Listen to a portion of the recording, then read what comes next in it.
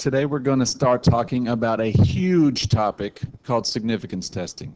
We have studied confidence intervals, and these are closely related to that with the math, but the approach is different. A confidence interval, there's a number out there you want to estimate. So you take a sample, you use a margin of error to say I'm 95% confident that this unknown number is between point A and point B.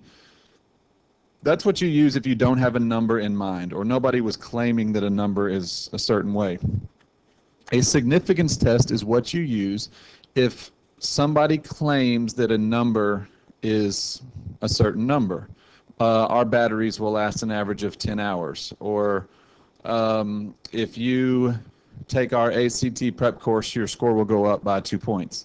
These, you have to have a number presented or given or something that you want to check, some hypothesis you want to check, and we're going to find evidence either for or against that number. This underlined statement is very important. An outcome that would rarely happen if the claim were true is evidence that the claim is not true. If the claim were true. So what we're going to do for problems like this is we're going to assume that this number is the truth and then take a sample and see if we're living in a world where your claim is true, how likely or unlikely is the sample that I actually see with my own 2 eyes. All right, so just to sort of intro, we're not going to do a lot of numbers on this video, just introducing the idea, but to introduce it, I'm going to use a claim probably made by a lot of golfers that their scores are actually lower than they really are. All right, golfers have ego problems sometimes. We can't admit how bad we are. So let's just say that this golfer says, yeah, my average is 78. It's a pretty good average. All right, that's the truth. I'll believe you for now. And then I'm going to come and watch you play and see how it goes. If this claim is true, then 30 rounds, a repeated sampling of 30 rounds would create a sampling distribution. We've been talking about those a lot. Here's what that sampling distribution should look like.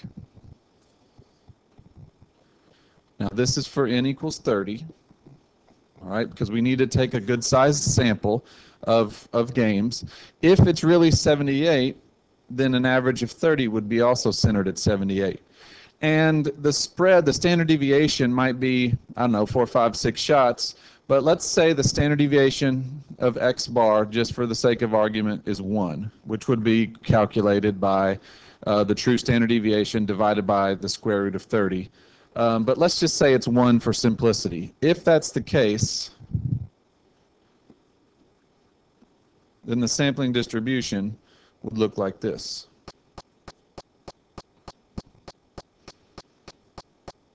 All right, you're truly a 78 average. Then sometimes you're going to shoot a little bit above 78 on an average of 30, sometimes a little bit better than 78.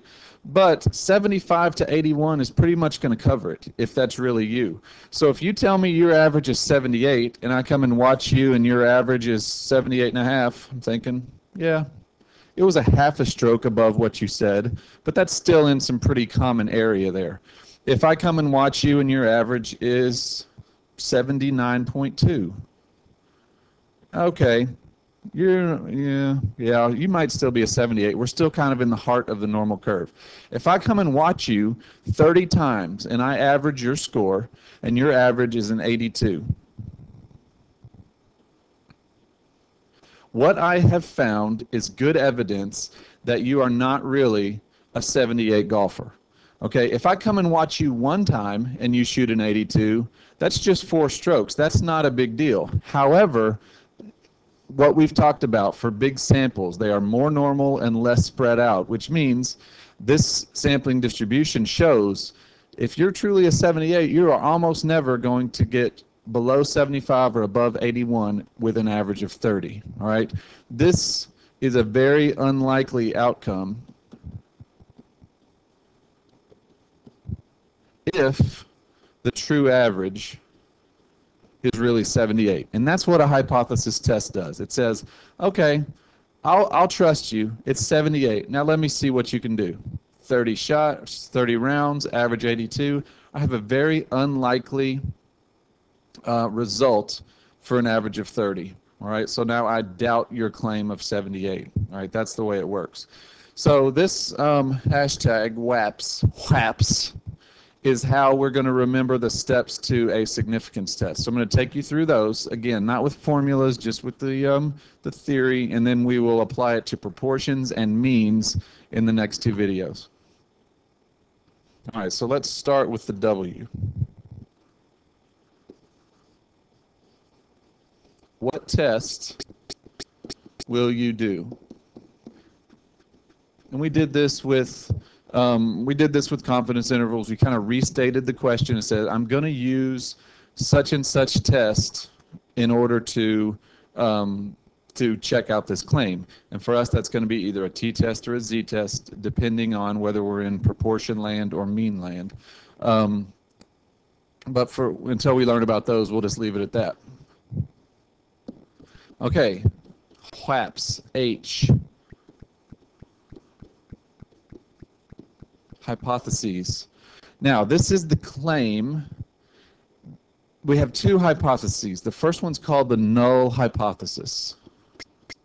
It's an H with a little sub-zero down there. This is the null hypothesis.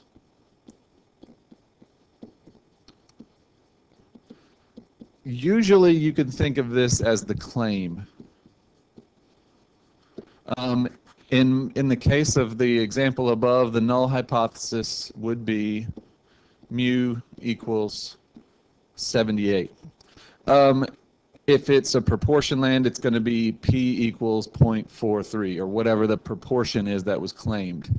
But the null hypothesis is the claim. It's nothing fishy is going on. There's the easiest way, we'll see other contexts, but most of all you can think of it as the claim. It's the number we are checking to see if it's true. The alternative hypothesis, H with a little a,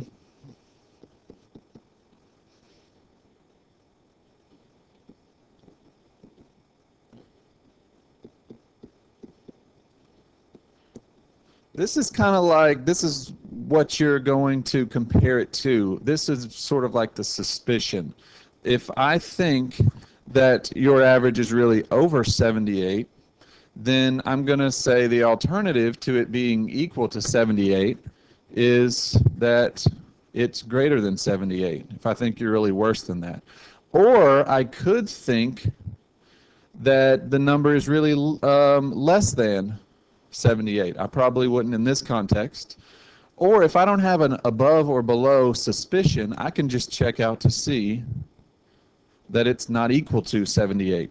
So if you're working in a factory and you're making engine blocks and they need to weigh 50 pounds exactly, and you're just going to check and see do they really weigh 50 pounds, then your alternative might be mu is not equal to 50 if I don't really have an above or below. Usually we're going to have an above or below in mind. So the customer complains that the engine blocks are not weighing enough. They don't weigh 50 pounds. So we would need to check the null hypothesis mu equals 50 versus the alternative hypothesis that it's less than 50, but we'll see more of that as we move along. But for now, hypotheses are first. The null and alternative are all in terms of the proportion, not the sample. Or excuse me, the population, not the sample. That's why we'll use mu and p, not sample symbols. But I'll move on to get through the rest of the steps. Now, A in WHAPS is for assumptions and conditions. And we just called this in our PICCI acronym for confidence intervals. We just used conditions there, but for one thing I needed an A to make the word WHAPS. But conditions and assumptions are very closely related. We can discuss them with more examples later, but for now, let's just remember these. And they're the same as they were for intervals. We need random, normal, and independent. Okay. P. You could think of it as perform the calculations, or better yet, I think, find the p-value. Okay, so here's what a p-value is. A p-value is the probability that we would get what we got if the null hypothesis were true.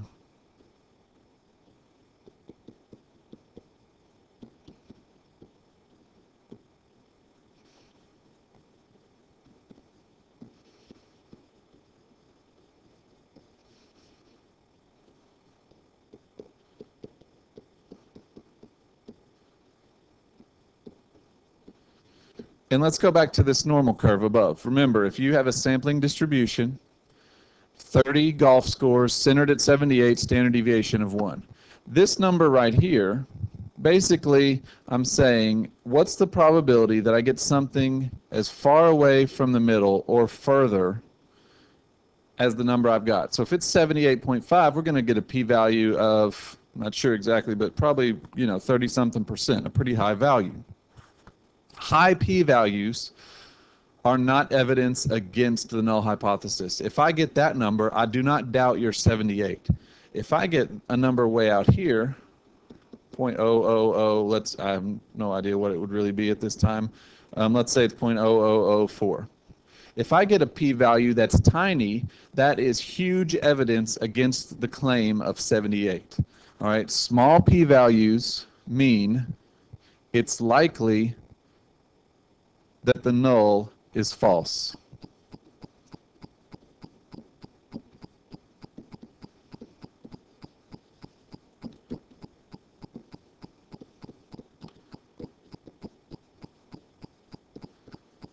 All right, remember that. It's evidence against the null hypothesis. And then at the end, we're going to state our conclusion in context.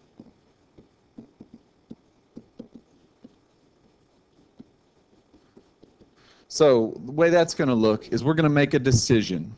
We had a claim at the start of this process, and at the end we either need to reject that claim or not reject that claim.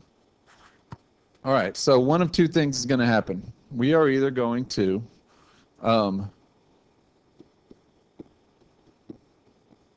reject the null hypothesis. For our example above, that would be me concluding I do not think your average is really 78.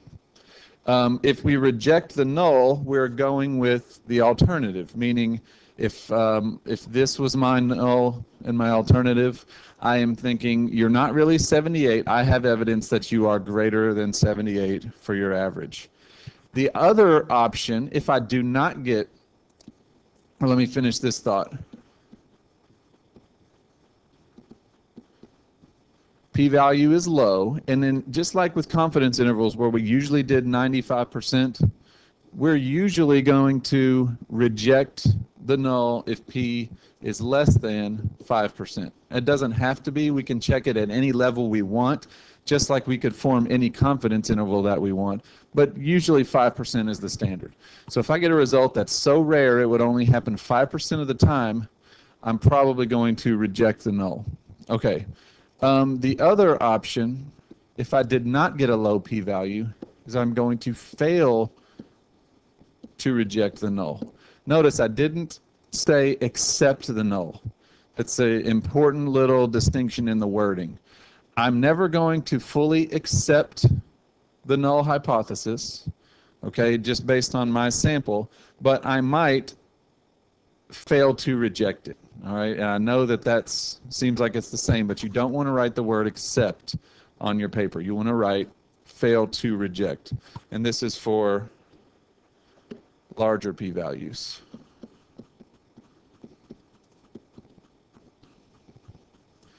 Which really is just over 5%.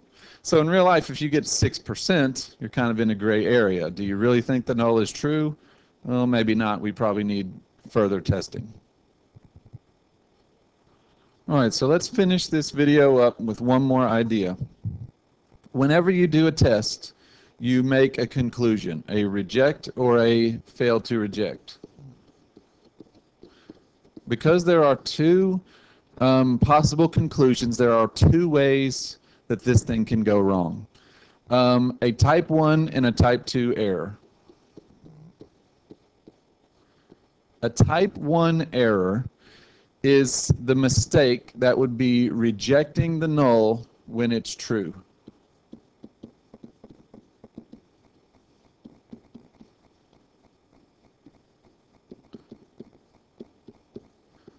Okay, so somebody makes a claim, I get my data, and I say, no, I'm not buying your claim, you're full of it.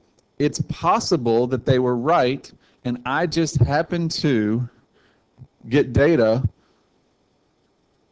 that was unlikely, right? There's always that level. Just like 1 out of 20 confidence intervals at the 95% level is going to be wrong, 1 out of 20, 5% significance tests are going to be wrong. If I just happen to go watch this person play 30 times and their average was 80.9, that's, I'm thinking, going to be a high enough average for me to say, no, your 78 is bogus.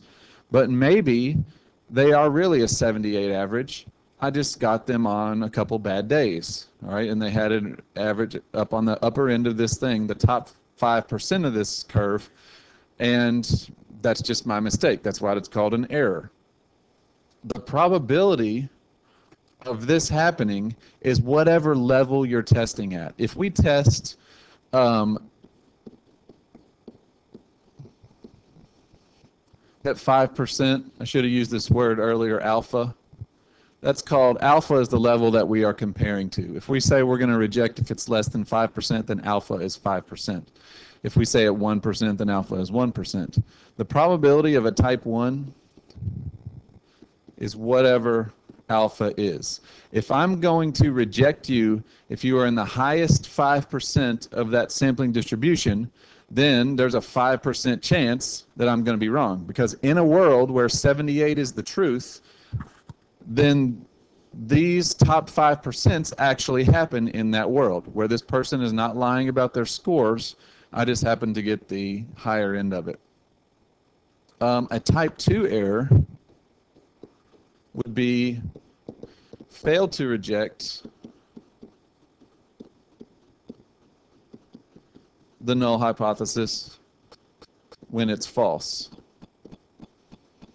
So in this case, I would say, you know what, I think you're right. I think you are really a 78, when in fact they are not. I just happen to catch them on their good days. All right, so it can go either way. A type 1 and a type 2, reject when it's true or fail to reject when it's false.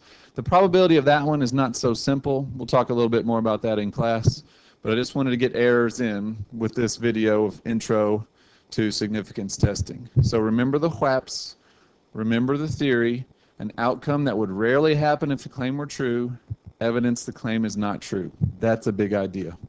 All right, so we will, like I said, do means and proportions soon. Hopefully this was a good start, and we'll get back to it. Young out.